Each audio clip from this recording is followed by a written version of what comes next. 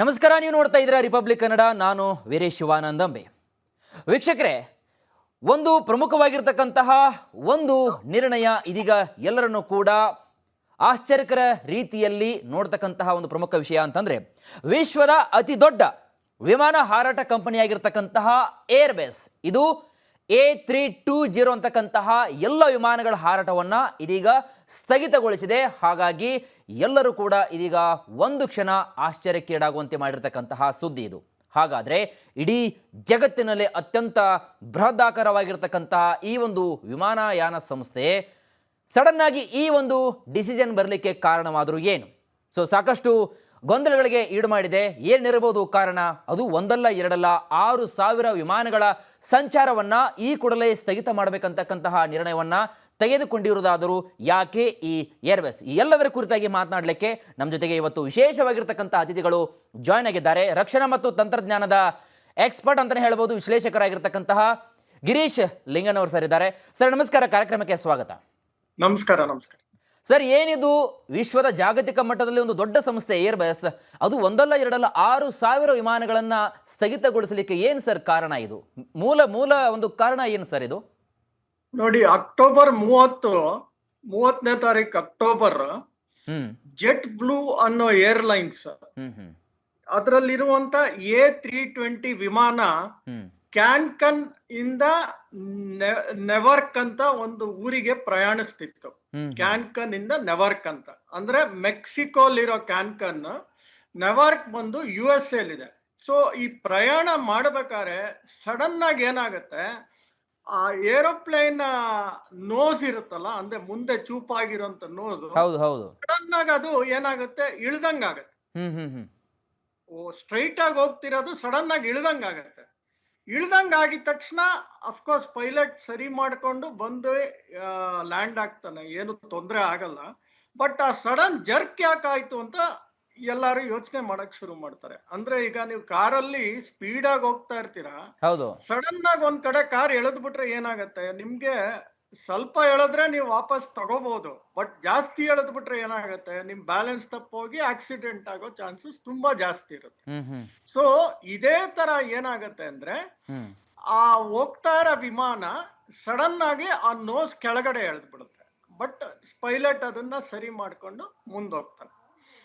ಆಮೇಲೆ ಇದನ್ನೆಲ್ಲ ನೋಡಿದ್ರೆ ಏನ್ ಪ್ರಾಬ್ಲಮ್ ಆಗಿರ್ಬಹುದು ಅಂತ ಯೋಚನೆ ಮಾಡಿದಾಗ, ಎಲಾಕ್ ಅಂತ ಒಂದು ಸಿಸ್ಟಮ್ ಇರುತ್ತೆ ಏರೋಪ್ಲೇನ್ ಅಲ್ಲಿ. ಎಲಾಕ್ ಅಂದ್ರೆ ಏನಂದ್ರೆ ಎಲಿವೇಟರ್ ಎಲಿರೋನ್ ಕಂಪ್ಯೂಟರ್ ಸಿಸ್ಟಮ್ ಅಂತ ಕರೀತಾರೆ. ಅಂದ್ರೆ ಎಲಿವೇಟರ್ ಎಲಿರೋನ್ ಕಂಪ್ಯೂಟರ್ ಸಿಸ್ಟಮ್ ಅಂತ ಕರೀತಾರೆ. ಎಲಾಕ್ ಅಂತ ಕರಿತೀವಿ. ಎಲಾಕ್ ಅಂತ ಕರೀತಾರೆ. ಅದರಲ್ಲಿ ಒಂದು ಕಂಪ್ಯೂಟರ್ ಇರುತ್ತೆ ಎಲಾಕ್ ಸಿಸ್ಟಮ್ ಅಂದ್ರೆ. ಈ ಎಲಿವೇಟರ್ ಅಂದ್ರೆ ಏನು ಅಂದ್ರೆ, ನಿಮ್ ಫೋಟೋ ನೋಡಿದ್ರೆ ಗೊತ್ತಾಗತ್ತೆ ಎಲಿವೇಟರ್ ವಿಂಗ್ ಹತ್ರ ಎಲ್ಲಿರುತ್ತೆ ಅಂತ ಗೊತ್ತಾಗತ್ತೆ ನಿಮ್ಗೆ. ಆ ಎಲಿವೇಟರ್ ಏನ್ ಕಂಟ್ರೋಲ್ ಮಾಡುತ್ತೆ ಅಂದ್ರೆ, ಪ್ಲೇನು ಮುಂದೆ ಮತ್ತೆ ಹಿಂದೆ ಅಳ್ಳಾಡದೆ ಇರಂಗೆ ತಡೆಯಕ್ಕೆ ಎಲಿವೇಟರ್ ಕಂಟ್ರೋಲ್ ಮಾಡುತ್ತೆ. ಮತ್ತೆ ಎಲಿರಾನ್ ಅಂತ ಇದೆಯಲ್ಲ, ಅದ್ ಏನಂದ್ರೆ ಈ ಟರ್ನಿಂಗ್ ಅನ್ನ ಕಂಟ್ರೋಲ್ ಮಾಡುತ್ತೆ. ಲೆಫ್ಟ್ ಹೋಗೋದು ರೈಟ್ ಹೋಗೋದು ಅದು ಕಂಟ್ರೋಲ್ ಮಾಡುತ್ತೆ. ಆ ವಿಂಗ್ಸ್ ಅಲ್ಲಿ ಇರುತ್ತೆ ಎರಡು. ಆ ಪಿಕ್ಚರ್ ನೋಡಿದ್ರೆ ನಿಮ್ಗೆ ಕ್ಲಿಯರ್ ಆಗಿ ಗೊತ್ತಾಗುತ್ತೆ. ಸೊ ಇದ್ರಲ್ಲಿ ಒಂದು ಕಂಪ್ಯೂಟರ್ ಸಿಸ್ಟಮ್ ಅಳವಡಿಸಿರ್ತಾರೆ. ಅಂದ್ರೆ ಒಳಗಡೆ ಏವಿಯಾನಿಕ್ಸ್ ಅಲ್ಲಿ ಇರುತ್ತೆ ಕಂಪ್ಯೂಟರ್ ಸಿಸ್ಟಮ್. ಆ ಕಂಪ್ಯೂಟರ್ ಸಿಸ್ಟಮ್ಗೆ ಏನಾಗ್ತಾ ಇರುತ್ತೆ ಅಂದ್ರೆ, ಈ ಒಂದು ರೇಡಿಯೇಷನ್ಸ್ ಬರುತ್ತಲ್ಲ, ಸನ್ ಇಂದ ಉತ್ಪತ್ತಿ ಆಗುವಂತ ರೇಡಿಯೇಷನ್ಸ್ ಗಳು ಏನ್ ಬರುತ್ತೆ, ಆ ರೇಡಿಯೇಷನ್ಸ್ ಗಳು ಈ ಸಾಫ್ಟ್ವೇರ್ ಮೇಲೆ ಪರಿಣಾಮ ಬೀಳ್ತಾ ಇರುತ್ತೆ ಅಂತ ಅವ್ರಿಗೆ ಗೊತ್ತಾಗತ್ತೆ. ಅಂದ್ರೆ ಕೆಲವು ಸೆನ್ಸಾರ್ಸ್ ಇರುತ್ತೆ ಇದ್ರ ಮೇಲೆ, ಏನು ಈ ಎಲಿವೇಟರ್ ಮತ್ತೆ ಎಲಿರಾನ್ ಮೇಲೆ, ಮತ್ತೆ ಅದು ಕಂಪ್ಯೂಟರ್ಗೆ ಕನೆಕ್ಟ್ ಆಗಿರುತ್ತೆ. ಸೊ ಇದು ಸನ್ಲೈಟ್ ಅಂದ್ರೆ ಈ ಸನ್ ರೇಡಿಯೇಷನ್ ಅಂದ್ರೆ ಏನಂದ್ರೆ, ಅದ್ರಲ್ಲಿ ಲೈಟ್ ಇರುತ್ತೆ, UV ರೇಸ್ ಇರುತ್ತೆ, ಎಕ್ಸ್ ರೇಸ್ ಇರುತ್ತೆ, ಇನ್ಫ್ರಾರೆಡ್ ರೇಸ್ ಇರುತ್ತೆ. ಇದೆಲ್ಲ ಕೂಡಿ ಸನ್ ರೇಡಿಯೇಷನ್ ಅಂತ ಹೇಳ್ತಾರೆ. ಈ ಸನ್ ರೇಡಿಯೇಷನ್ ಈ ಒಂದು ಏರೋಪ್ಲೇನ್ಗಳು, ಯೂಶಲಿ ಏರೋಪ್ಲೇನ್, ಈ ಕಮರ್ಷಿಯಲ್ ಏರ್ಕ್ರಾಫ್ಟ್ ಹತ್ತತ್ರ 35,000 ಅಡಿ ತನಕ ಚಲನೆ ಮಾಡುತ್ತೆ, ಹೈಟ್ ಅಲ್ಲಿ ಹೋಗ್ತಾ ಇರುತ್ತೆ. ಅಂದ್ರೆ 10 ರಿಂದ 12 ಕಿಲೋಮೀಟರ್ ಅಂತ ಇಟ್ಕೋಬಹುದು. ಸೊ ಈ ಒಂದು ರೇಡಿಯೇಷನ್ ಈ ಒಂದು ಎಲಿವೇಟರ್ ಎಲಿರಾನ್ ಕಂಪ್ಯೂಟರ್ ಮೇಲೆ ಬಿದ್ದಾಗ ಓಕೆ. ಅದು ವೇರಿಯೇಷನ್ ಆಗ್ತಿದೆ ಅಂತ ಕಂಡುಹಿಡಿತಾರೆ. ಹ್ಮ್ ಹ್ಮ್ ಸೊ ಆಗ ಏನ್ ಚೇಂಜಸ್ ಮಾಡ್ಬೇಕು ಅಂದ್ರೆ ಇಲ್ಲಿರುವ ಕೆಲವು ಇನ್ಸ್ಟ್ರೂಮೆಂಟ್ಸ್ಗಳನ್ನ ತೆಗೆದು ಬೇರೆ ಇನ್ಸ್ಟ್ರೂಮೆಂಟ್ ಹಾಕ್ಬೇಕು ಅಂತ ಡಿಸಿಷನ್ ಆಗತ್ತೆ. ಮತ್ತೆ ಹೊಸ A320 ಏರೋಪ್ಲೇನ್ಗಳು ಏನಿದಾವೆ ಹ್ಮ್ ಅದಕ್ಕೆ ಬರೇ ಸಾಫ್ಟ್ವೇರ್ ಅಪ್ಡೇಟ್ ಮಾಡಿದ್ರೆ ಈ ಒಂದು ಪ್ರಾಬ್ಲಮ್ ಇಂದ ಆಚೆ ಬರ್ಬೋದು ಅಂತ ಫೈಂಡ್ ಔಟ್ ಮಾಡ್ತಾರೆ ಟೆಕ್ನಿಕಲ್ ಟೀಮ್ ಅವರು. ಸೊ ಆದ್ದರಿಂದ ಇಸಾ ಅಂದ್ರೆ ಯುರೋಪಿಯನ್ ಏಜೆನ್ಸೀಸ್ ಅವರು ಅವ್ರು ಏನ್ ಹೇಳ್ತಾರೆ ಅಂದ್ರೆ ಆ, ಅಂದ್ರೆ ಅವ್ರದ್ರಲ್ಲಿ ಒಂದು ಇಸಾ ಅಂದ್ರೆ ಏನಂದ್ರೆ ಈ ಎಮರ್ಜೆನ್ಸಿ ಡಿಪಾರ್ಟ್ಮೆಂಟ್ ಅಂತಾನೆ ಇರುತ್ತೆ, ಎಮರ್ಜೆನ್ಸಿ AD ಅಂತ, ಅಂದ್ರೆ ಏರ್ ವರ್ತಿನೆಸ್ ಡೈರೆಕ್ಷನ್ ಅಂತಾನೆ ಕರೀತಾರೆ. ತುರ್ತು ಈ ಸಂದರ್ಭದಲ್ಲಿ. ಇಸಾ ಅವರು ಏನ್ ಮಾಡ್ತಾರೆ, ಒಂದು ಡೈರೆಕ್ಷನ್ಸ್ ಕೊಡ್ತಾರೆ. ಅಂದ್ರೆ ಈ A320 ಅಂದ್ರೆ ಈ ಇಸಾ ಅಂದ್ರೆ ಸ್ಪೇಸ್ ಏಜೆನ್ಸೀಸ್ ಅಲ್ಲ, ಇಸಾ ಸ್ಪೇಸ್ ಏಜೆನ್ಸಿನೂ ಬರುತ್ತೆ, ಬಟ್ ಇದು ಯುರೋಪಿಯನ್ ಸೇಫ್ಟಿ ಏಜೆನ್ಸಿ ಅಂತ ಕರೀತಾರೆ ಇಸಾನ. So okay. European safety agency ಅವರು ಒಂದು ಡೈರೆಕ್ಷನ್ ಕೊಡ್ತಾರೆ. ಎಲ್ಲಾ A320 ಫ್ಯಾಮಿಲಿಗೆ ಸಂಬಂಧಪಟ್ಟ ಎಲ್ಲಾ ವಿಮಾನಗಳು, ಅಂದ್ರೆ ಹತ್ತತ್ರ ವಿಶ್ವದಲ್ಲಿ ಒಂದು 6,000 ವಿಮಾನಗಳಿದಾವೆ, ಇದನ್ನೆಲ್ಲ ದಯವಿಟ್ಟು ನಿಲ್ಸ್ಬಿಟ್ಟು ಈ ಸಾಫ್ಟ್ವೇರ್ನ ಅಪ್ಗ್ರೇಡ್ ಮಾಡಿ, ಹಳೇದಾಗಿದ್ರೆ ದಯವಿಟ್ಟು ಆ ಇನ್ಸ್ಟ್ರೂಮೆಂಟ್ಗಳನ್ನ ಚೇಂಜ್ ಮಾಡಿ ಅಂತ ಹೇಳ್ತಾರೆ. ಈ ಸಾಫ್ಟ್ವೇರ್ ಅಪ್ಡೇಟ್ ಮಾಡಕ್ಕೆ ಕೇವಲ 2 ಗಂಟೆ ಟೈಮ್ ಇಂದ 3 ಗಂಟೆ ಟೈಮ್ ಸಾಕು. ಬಟ್ ಅದೇ ಇನ್ಸ್ಟ್ರೂಮೆಂಟ್ ಚೇಂಜ್ ಮಾಡಬೇಕು ಅಂದ್ರೆ ಸುಮಾರು ಏನಂದ್ರೆ ಒಂದು ಕೆಲವು ವೀಕ್ಸ್ಗಳೇ ಹಿಡಿತವೆ. ಸೊ ಈ ತರ ಕೆಲವು ವಿಮಾನಗಳು ನಿಲ್ಸ್ಬೇಕಾಗಿರೋಂಥ ಪರಿಸ್ಥಿತಿ ಬಂತು. ಇಂಡಿಯಾದಲ್ಲಿ ಏನಾರು ಎಫೆಕ್ಟ್ ಆಗಿದೆಯಾ ಅಂದ್ರೆ ಹೌದು, ಇಂಡಿಯಾದಲ್ಲೂ ಹತ್ತತ್ರ 338 A320 ಫ್ಯಾಮಿಲಿ ಆಗಿರುವಂತ ಏರ್ಕ್ರಾಫ್ಟ್ ಇದೆ. ಅದರಲ್ಲಿ ಸುಮಾರು 189 ಏರ್ಕ್ರಾಫ್ಟ್ ಹೊಸ ಏರ್ಕ್ರಾಫ್ಟ್. ಅದರಲ್ಲಿ ಬರೇ ಸಾಫ್ಟ್ವೇರ್ ಅಪ್ಡೇಟ್ ಮಾಡಿದ್ರೆ ಸಾಕಾಗಿದೆ ಅಂದ್ರೆ ಮಾಡಿದಾರೆ ಆಗ್ಲೇ. ಇನ್ನು Okay. ಮಿಕ್ಕಿದ್ದ 45% ಏರ್ಕ್ರಾಫ್ಟ್ ಏನಿದೆ, 338 ಏರ್ಕ್ರಾಫ್ಟ್ ಅಲ್ಲಿ, ಅದರಲ್ಲಿ ಆ ಒಂದು ಇನ್ಸ್ಟ್ರೂಮೆಂಟ್ಸ್ಗಳು ಚೇಂಜ್ ಮಾಡಬೇಕಾಗ್ತದೆ. ಸೊ ಅದು ಕೆಲವು ವಾರಗಳು ಹಿಡಿಯುತ್ತೆ. ಹ್ಮ್ ಹ್ಮ್ ಹ್ಮ್ ಹ್ಮ್. ಸರ್, ಈಗ ಇದು ಏರ್ವೇಸ್ಗೆ ಸಂಬಂಧಪಟ್ಟಂತೆ ಇದಾಯಿತು. ಸೊ ಇದು ನಮ್ಮ ಭಾರತ ದೇಶ ಅಂತ ಬಂದಾಗ ಇದೇ ಮಾದರಿ ಇದೀಗ ಏರ್ ಇಂಡಿಯಾ ಆಗಿರ್ಬೋದು, ಇಂಡಿಗೋ ಆಗಿರ್ಬೋದು, ಈ ಥರ ಒಂದು ಬೃಹತ್ ಸಂಸ್ಥೆಗಳ ಮೇಲೆ ಇದರ ಒಂದು ಪರಿಣಾಮ ಬೀಳತಕ್ಕಂತಹ ಸಾಧ್ಯತೆ ಏನಾದರೂ ಇದೆಯಾ ಅಂತಕ್ಕಂಥದ್ದು? ಹೌದು, ನಾನು ಹೇಳಿದ್ನಲ್ಲ, ಭಾರತದಲ್ಲಿ ಹತ್ತತ್ರ 338 A320 ವಿಮಾನಗಳು ಹೋರಾಡ್ತವೆ. ಅಂದ್ರೆ A320 ಅಂದ್ರೆ ಅದರಲ್ಲಿ ಬೇಕಾದಷ್ಟು ವೇರಿಯಂಟ್ಸ್ ಇರುತ್ತೆ. ಬಟ್ ಒಟ್ಟು 338 ಇದೆ. ಅದರಲ್ಲಿ 200 ಇಂಡಿಗೋ ಏರ್ಕ್ರಾಫ್ಟ್ ಇದೆ, 113 ಏರ್ ಇಂಡಿಯಾ ಅವ್ರದ್ದಿದೆ, 25 ಏರ್ ಇಂಡಿಯಾ ಎಕ್ಸ್ಪ್ರೆಸ್ ಅಂತಿದೆ. ಅದರಲ್ಲಿ 113 ಇಂಡಿಗೋ ಮತ್ತೆ 42 ಏರ್ ಇಂಡಿಯಾ ಮತ್ತು 4 ಏರ್ ಇಂಡಿಯಾ ಎಕ್ಸ್ಪ್ರೆಸ್ಗೆ ಆಗ್ಲೇ ಇದನ್ನ ಅಪ್ಡೇಟ್ ಮಾಡಿದ್ದಾರೆ. ಅಂದ್ರೆ 200 ಇಂಡಿಗೋ ಅಲ್ಲಿ 113 ಆಗ್ಲೇ ಬರೇ ಸಾಫ್ಟ್ವೇರ್ ಅಪ್ಡೇಟ್ ಮಾಡಾಗಿದೆ. ಇನ್ನ ಮಿಕ್ಕಿದ್ದು ಉಳಿದಿರುವಂತ 200 ಮೈನಸ್ 113 ಎಷ್ಟು ಉಳಿಯುತ್ತೋ ಅದನ್ನ ಮಾತ್ರ ಈ ಒಂದು ಕಂಪ್ಲೀಟ್ ಸಿಸ್ಟಮ್ ನ ಚೇಂಜ್ ಮಾಡ್ಬೇಕಾಗ್ತದೆ. 113 ಏರ್ ಇಂಡಿಯಾ ಏರ್ಕ್ರಾಫ್ಟ್ ಅಂತ ಏನ್ ಹೇಳದ್ನಲ್ಲ, ಅದರಲ್ಲಿ 42 ಚೆನ್ನಾಗೆ ಬರೇ ಸಾಫ್ಟ್ವೇರ್ ಅಪ್ಡೇಟ್ ಮಾಡ್ಬೇಕಾಗತ್ತೆ. ಇನ್ನು ಮಿಕ್ಕಿದ್ದು ಸಿಸ್ಟಮೇ ಚೇಂಜ್ ಮಾಡ್ಬೇಕಾಗತ್ತೆ. ಇನ್ನು 25 ಏರ್ ಇಂಡಿಯಾ ಎಕ್ಸ್ಪ್ರೆಸ್ ಏರ್ಕ್ರಾಫ್ಟ್ ಅಂತ ಏನ್ ಹೇಳ್ತೀವಿ, ಅದರಲ್ಲಿ 4 ಮಾತ್ರ ಸಾಫ್ಟ್ವೇರ್ ಅಪ್ಡೇಟ್ ಮಾಡೋ ಅಂತ ಪರಿಸ್ಥಿತಿಲಿದೆ. ಇನ್ನು ಮಿಕ್ಕಿದ 21 ಏರ್ಕ್ರಾಫ್ಟ್ ಅದು ಕಂಪ್ಲೀಟ್ ಸಿಸ್ಟಮೇ ಚೇಂಜ್ ಮಾಡ್ಬೇಕಾಗತ್ತೆ.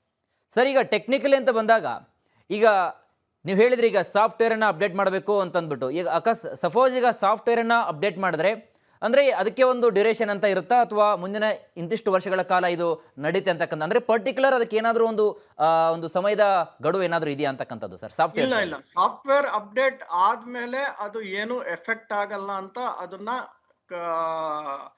ಥರೋ ಆಗಿ ಟೆಸ್ಟ್ ಮಾಡಿ ಏರ್ಬಸ್ ಅವರು ಇದನ್ನ ರಿಲೀಸ್ ಮಾಡಿದ್ದಾರೆ. ಅಂದ್ರೆ ಯುರೋಪಿಯನ್ ಯೂನಿಯನ್ ಸೇಫ್ಟಿ ಏಜೆನ್ಸಿ ಅವರು ಅದನ್ನ ಬಹಳ ಪರೀಕ್ಷೆ ಮಾಡಿ ಬರೇ ಸಾಫ್ಟ್ವೇರ್ ಅಪ್ಡೇಟ್ ಮಾಡಿದ್ರೆ ಸಾಕು ಅನ್ನೋದೊಂದು ನಿರ್ಧಾರಕ್ಕೆ ಬಂದಿದ್ದಾರೆ. ಇನ್ನು ಮಿಕ್ಕಿದ್ದು ಯಾವುದು ಸಾಫ್ಟ್ವೇರ್ ಅಪ್ಡೇಟ್ ಮಾಡೋಕ್ಕಾಗಲ್ವಾ ಅದರಲ್ಲಿ ಸಿಸ್ಟಮ್ಮೇ ಚೇಂಜ್ ಮಾಡಬೇಕು ಅನ್ನೋದೊಂದು ಚಿಂತನೆ ಮಾಡಿ ಅದನ್ನ ಡೈರೆಕ್ಷನ್ಸ್ ಕೊಟ್ಟಿದ್ದಾರೆ. ಸರ್, ಹಾಗಾದರೆ ಇದಕ್ಕೆ ಇದನ್ನ ಹೊರತುಪಡಿಸಿ ಮತ್ತೆ ಏನಾದರೂ ಪರ್ಯಾಯ ಮಾರ್ಗಗಳು ಏನಾದರೂ ಇದಾವ ಅಂತಕ್ಕಂಥದ್ದು, ಇದೇ ಪರಿಹಾರನ ಅಥವಾ ಮತ್ತೆ ಬೇರೆ ಏನಾದರೂ ಆಲ್ಟರ್ನೇಟಿವ್ ಇದೇ ಏನಾದರೂ ಪರಿಹಾರ. ಆಪ್ಷನ್ಸ್ ಇದಾವ ಅಂತ? ಒಂದು ಸಾಫ್ಟ್ವೇರ್ ಅಪ್ಡೇಟ್ ಹೊಸ ಏರ್ಕ್ರಾಫ್ಟ್ ಗಳಲ್ಲಿ ಇಲ್ಲ ಅಂದರೆ ಸಿಸ್ಟಮ್ನೇ ಚೇಂಜ್ ಮಾಡ್ಬೇಕು. ಆ ಕಂಪ್ಯೂಟರ್ ಮತ್ತೆ ಅದಕ್ಕೆ ಅಳವಡಿಸಿರುವಂತ ಕೆಲವು ಸೆನ್ಸಾರ್ಸ್ಗಳು ಆ ಸಿಸ್ಟಮ್ಸ್ನೇ ಚೇಂಜ್ ಮಾಡ್ಬೇಕಾಗತ್ತೆ. ಬಟ್ ಅಂದ್ರೂ ಕೂಡ ಸರ್, ಈಗ ಒಂದಲ್ಲ ಎರಡಲ್ಲ 6,000 ಈ ಏರ್ ಬಸ್ಗಳನ್ನು, ಅದರಲ್ಲೂ ಈ A320 6,000 ವಿಮಾನಗಳ ಸಂಚಾರ ಅಂತ ಬಂದಾಗ ಫಿನಾನ್ಸಿಯಲಿ ಎಷ್ಟು ಹೊಡೆತ ಆಗುತ್ತೆ ಸರ್ ಇದು? ಫೈನಾನ್ಸ್ ಬಗ್ಗೆ ಎಲ್ಲೂ ಹೇಳಿಲ್ಲ ಅವರು. ಎಷ್ಟು ಚೇಂಜಸ್ಗೆ ಎಷ್ಟು ಖರ್ಚಾಗತ್ತೆ, ಎಷ್ಟು ಹೊಡೆತ ಬೀಳುತ್ತೆ ಅಂತ ಹೇಳಿಲ್ಲ. ಯಾಕಂದ್ರೆ ಇದು ಇದು ಏರ್ಬಸ್ ಅವರ ಸಿಸ್ಟಮ್ಗೆ ಸಂಬಂಧಪಟ್ಟಿರೋದ್ರಿಂದ ಪ್ರಾಬಬ್ಲಿ ಅವರೇ ಆ ಒಂದು ಇನ್ಸ್ಟ್ರೂಮೆಂಟ್ ಕಾಸ್ಟ್ ಎಲ್ಲ ಅವರೇ ಬೇರ್ ಮಾಡ್ಕೋತಾರೆ. ಬಟ್ ಏನಂದ್ರೆ ಈ ಸಾಫ್ಟ್ವೇರ್ ಅಪ್ಡೇಟ್ ನೀವು ಮೊಬೈಲ್ ಅಲ್ಲೆಲ್ಲ ನೋಡ್ತಾ ಇರ್ಬೋದು, ಅವಾಗ ಸಾಫ್ಟ್ವೇರ್ ಅಪ್ಡೇಟ್ ಮಾಡ್ತಾ ಇರ್ತಾರಲ್ಲ, ಅದಕ್ಕೆಲ್ಲ ಏನು ಚಾರ್ಜಸ್ ಇರಲ್ಲ. ಹೌದು ಸರ್, ಅಂದ್ರೆ ಈಗ ಸದ್ಯಕ್ಕೆ ಸಾಫ್ಟ್ವೇರ್ ಅಪ್ಡೇಟ್ ಆಗಿರ್ಬೋದು, ಸ್ವಲ್ಪ ಟೆಕ್ನಿಕಲಿ ಕೆಲವೊಂದಿಷ್ಟು ಅವರು ಫ್ರೀ ಆಗೇ ಮಾಡಬಹುದು, ಹೇಳಕ್ಕಾಗಲ್ಲ. ಸರ್, ಈಗ ಈ ಟೆಕ್ನಿಕಲಿಗೆ ಸಂಬಂಧಪಟ್ಟಂಗೆ ಇದನ್ನ ಎಲ್ಲವನ್ನು ಕೂಡ ಸರಿದೂಗಿಸಬೇಕಾದ್ರೆ ಅಂದ್ರೆ ಎಷ್ಟು ಇದು ಸಮಯವನ್ನು ತೆಗೆದುಕೊಳ್ಳುತ್ತೆ ಅಂತಕ್ಕಂಥ, ಅಂದ್ರೆ ಪರ್ಟಿಕ್ಯುಲರ್ ನಿರ್ದಿಷ್ಟ ಸಮಯ ಅಂತ? ಸಾಫ್ಟ್ವೇರ್ ಅಪ್ಡೇಟ್ ಮಾಡೋದು ಬಹಳ ಈಸಿ. ಅಂದ್ರೆ 2 ರಿಂದ ಕೆಲವು ಗಂಟೆಗಳ ಕಾಲ, ಮಿನಿಮಮ್ 2 ಅವರ್ ಇಂದ 3-4 ಗಂಟೆಗಳ ಕಾಲದಲ್ಲೇ ಅಪ್ಡೇಟ್ ಮಾಡ್ಬಿಡ್ತಾರೆ. ಬಟ್ ಇನ್ಸ್ಟ್ರೂಮೆಂಟ್ಸ್ ಮತ್ತೆ ಸೆನ್ಸಾರ್ಸ್ ಎಲ್ಲ ಚೇಂಜ್ ಮಾಡಬೇಕು ಅಂದ್ರೆ ಅದು ಕೆಲವು ವಾರಗಳೇ ಹಿಡಿತವೆ. ಆ ಏರೋಪ್ಲೇನ್ ನ ಕಂಡೀಷನ್ ನೋಡ್ಕೊಂಡು ಅದ್ರ ಮೇಲೆ ಡಿಸೈಡ್ ಮಾಡ್ತಾರೆ. ಸೊ ಒನ್ಸ್ ಇದು ಸಾಫ್ಟ್ವೇರ್ ಟೆಕ್ನಿಕಲಿ ಅಪ್ಡೇಟ್ ಆದ ತಕ್ಷಣ ಎಲ್ಲಾ ವಾತಾವರಣಕ್ಕೂ ಕೂಡ ಅದು ಸರಿಹೊಂದಕ್ಕಂತಹ ಒಂದು ಕೆಪಾಸಿಟಿಯನ್ನು ಹೊಂದಿರುತ್ತೆ ಸರ್ ಅದು? ಹೌದೌದು, ಈ ಖಂಡಿತ ಎಲ್ಲ ವಾತಾವರಣಕ್ಕೂ ಸರಿದೂಗುವಂತ ಕೆಪಾಸಿಟಿ ಇರುತ್ತೆ ಅಂತಾನೆ ಆ ಸಾಫ್ಟ್ವೇರ್ ಅಪ್ಡೇಟ್ ಮಾಡ್ತಾ ಇರೋದು. ಅದಾದ್ಮೇಲೆ ಮುಂದೆ ಏನಾಗುತ್ತೆ ಅಂತ ನೋಡ್ಬೇಕಾಗತ್ತೆ. ಸರ್, ಈಗ ತಾವು ಈಗ ತಾಂತ್ರಿಕ ವಿಶ್ಲೇಷಕರಾಗಿ ಈ ಸಣ್ಣ ರೇಡಿಯೇಷನ್ಗೂ ಮತ್ತು ವಾತಾವರಣಕ್ಕೂ ಯಾವ ರೀತಿಯಾಗಿ ಸಂಬಂಧ ಇದೆ ಅಂತಕ್ಕಂಥದ್ದು ನಿಮಗೆ ಗೊತ್ತು. ಆದರೆ ಅದು ಒಂದು ಕಾಮನ್ ಪೀಪಲ್ಗೆ ತಿಳಿಬೇಕಂದ್ರೆ ಅದನ್ನ ಸಾಮಾನ್ಯವಾಗಿ ನಾವು ವಿಶ್ಲೇಷಣೆ ಮಾಡೋದ್ರೆ ಯಾವ ರೀತಿ ತಿಳಿಸ್ಕೊಡ್ತೀರಾ ಸರ್ ಇದು ವಾತಾವರಣದ ಮೇಲೆ? ನೋಡಿ, ಸನ್ ರೇಡಿಯೇಷನ್ ಯಾವಾಗ ಉತ್ಪತ್ತಿ ಆಗುತ್ತೆ, ಯೂಶಲಿ ಅದು 3 ಲಕ್ಷ km/h ಸ್ಪೀಡ್ ಅಲ್ಲಿ ಭೂಮಿಗೆ ಬರುತ್ತೆ. ಸನ್ ರೇಡಿಯೇಷನ್ ಅಂದ್ರೆ ಸೂರ್ಯನಿಂದ ಕಿರಣಗಳು. ಅದು ಭೂಮಿಗೆ ಟಚ್ ಆಗೋದು ಸುಮಾರು 8 ನಿಮಿಷ 20 ಸೆಕೆಂಡ್ ರಲ್ಲಿ ಭೂಮಿಗೆ ಟಚ್ ಆಗುತ್ತೆ. ಅದು ಏನಾದ್ರೂ ಕೆಲವು ಅಲ್ಟ್ರಾ ವೈಲೆಟ್ ರೇಸ್ ಮತ್ತೆ ಇನ್ಫ್ರಾರೆಡ್ ರೇಸ್, ಎಕ್ಸ್ರೇಸ್ ಎಲ್ಲ ಏನಿರುತ್ತೆ, ಅದು ಸ್ವಲ್ಪ ಅತಿ ಸೂಕ್ಷ್ಮವಾದ ಈ ಸೆನ್ಸಾರ್ಸ್ಗಳು, ಎಲೆಕ್ಟ್ರಾನಿಕ್ ಇನ್ಸ್ಟ್ರೂಮೆಂಟ್ ಮೇಲೆ ಪರಿಣಾಮ ಬೀಳೋ ಚಾನ್ಸಸ್ ಜಾಸ್ತಿ ಇರ್ತವೆ. ಅಂದ್ರೆ ಎಲ್ಲಾ ಇನ್ಸ್ಟ್ರೂಮೆಂಟ್ಸು ಇದಕ್ಕೆ ರಿಯಾಕ್ಟ್ ಆಗುತ್ತೆ ಅಂತಲ್ಲ, ಅತಿ ಸೆನ್ಸಿಟಿವ್ ಇರೋ ಇನ್ಸ್ಟ್ರೂಮೆಂಟ್ಸು ಕೆಲವು ಈ ಸನ್ ರೇಡಿಯೇಷನ್ಸ್ಗಳಿಗೆ ಹೆಚ್ಚು ಕಮ್ಮಿ ಆಗೋ ಚಾನ್ಸಸ್ ಇದಾವೆ. ಅಂದ್ರೆ ಹಿಂದೆ ಬಹಳ ಜಾಸ್ತಿ ರೇಡಿಯೇಷನ್ ಇಂಟೆನ್ಸಿಟಿ ಜಾಸ್ತಿ ಇದ್ದಾಗ ಬಹಳ ಡ್ಯಾಮೇಜಸ್ ಗಳಾಗಿದೆ. ಆದ್ರಿಂದಾನೇ ಈವನ್ ಇದ್ರ ಮೇಲೆ ಬಹಳ ರಿಸರ್ಚಸ್ ನಡೀತಾ ಇದೆ. ನಡೀತಾ ಇರುವಂತ ಸ್ಯಾಟಿಲೈಟ್ಸ್ ಗಳ ಮೇಲೆ ಏನ್ ಪರಿಣಾಮ ಬೀಳುತ್ತೆ ಸನ್ ರೇಡಿಯೇಷನ್ಸ್, ಅದರಿಂದ ಹೆಂಗೆ ಪ್ರೊಟೆಕ್ಟ್ ಮಾಡ್ಕೋಬೇಕು ಅನ್ನೋದೆಲ್ಲ ಬಹಳನೇ ಇದ್ರ ಮೇಲೆ ಎಕ್ಸ್ಪಿರಿಮೆಂಟ್ಸ್ ಗಳು ನಡೀತಾನೆ ಇದೆ. ಬಟ್ ಈ ಒಂದು ಸನ್ ರೇಡಿಯೇಷನ್ ಈ ಏರೋಪ್ಲೇನ್ ಮೇಲೆ ಪರಿಣಾಮ ಬೀಳ್ತಿರೋದು, ಇದು ಅತಿ ಸೂಕ್ಷ್ಮವಾದ ಸೆನ್ಸಿಟಿವ್ ಇನ್ಸ್ಟ್ರೂಮೆಂಟ್ ಇರಬೇಕು. ಆದ್ರಿಂದ ಇದ್ರ ಮೇಲೆ ಪರಿಣಾಮ ಬೀಳ್ತಾ ಇದೆ. ಸೊ ಇದು ಎಲ್ಲಾದ್ರ ಮೇಲೆ ಬೀಳುತ್ತೆ ಅನ್ನೋ ಚಾನ್ಸಸ್ ಬಹಳ ಕಮ್ಮಿ. ಎಲ್ಲಿ ಬಹಳ ಸೂಕ್ಷ್ಮತೆ ಜಾಸ್ತಿ ಇರುತ್ತೋ ಅಂತದ್ರ ಮೇಲೆ ಆಗೋ ಚಾನ್ಸಸ್ ಇರುತ್ತೆ. ಇದು ಈಗ ತಕ್ಷಣಕ್ಕೆ ಕಂಡು ಬಂದಿದೆ. ಸೊ ಇದು ತುಂಬಾ ಜನಗಳ ಪ್ರಾಣ ಇದ್ರಲ್ಲಿ ಇನ್ವಾಲ್ವ್ ಆಗಿರೋದ್ರಿಂದ ಯಾವುದೇ ವಿಧವಾದ ಏನಂದ್ರೆ ಚಾನ್ಸಸ್ ತಗೋತಾ ಇಲ್ಲ ಏರ್ಲೈನ್ಸ್ ಅವರು. ಸೊ ಅದರಿಂದ ಏರೋಪ್ಲೇನ್ ಮ್ಯಾನುಫ್ಯಾಕ್ಚರರ್ ಏರ್ಬಸ್ ಅವ್ರು ಏನು ಅಂದ್ರೆ ಅವ್ರೊಂದು ಡೈರೆಕ್ಷನ್ಸ್ ಕೊಟ್ಟಿದ್ದಾರೆ, ದಯವಿಟ್ಟು ಈ ಸೆನ್ಸಾರ್ಸ್ ನ ಚೇಂಜ್ ಮಾಡ್ಬಿಡಿ, ಇಲ್ಲ ಅಂದ್ರೆ ಹೊಸ ಏರೋಪ್ಲೇನ್ ಇದ್ರೆ ಸಾಫ್ಟ್ವೇರ್ ನ ಅಪ್ಡೇಟ್ ಮಾಡಿ. Okay okay okay yes, anyway sir, thank you so much. ಸಾಕಷ್ಟು ನಮ್ಮ ಜೊತೆಗೆ ಮಾಹಿತಿಯನ್ನು ಹಂಚಿಕೊಟ್ರೆ, ಜೊತೆಗೆ ರಿಪಬ್ಲಿಕ್ ಕನ್ನಡ ಜೊತೆಗೆ ತಮ್ಮ ಅಮೂಲ್ಯವಾದಂತಹ ಸಮಯವನ್ನು ಕೊಟ್ಟು ಸಾಕಷ್ಟು ಮಾಹಿತಿಯನ್ನು ಹಾಗೂ ನಮ್ಮ ವೀಕ್ಷಕರಿಗೆ ಕೊಟ್ಟಿದ್ದೀರಾ ಸರ್. ಮತ್ತೊಮ್ಮೆ ರಿಪಬ್ಲಿಕ್ ಕನ್ನಡದ ಪರವಾಗಿ ತಮಗೆ ಮತ್ತೊಮ್ಮೆ ಧನ್ಯವಾದಗಳು ಸರ್. Thank you.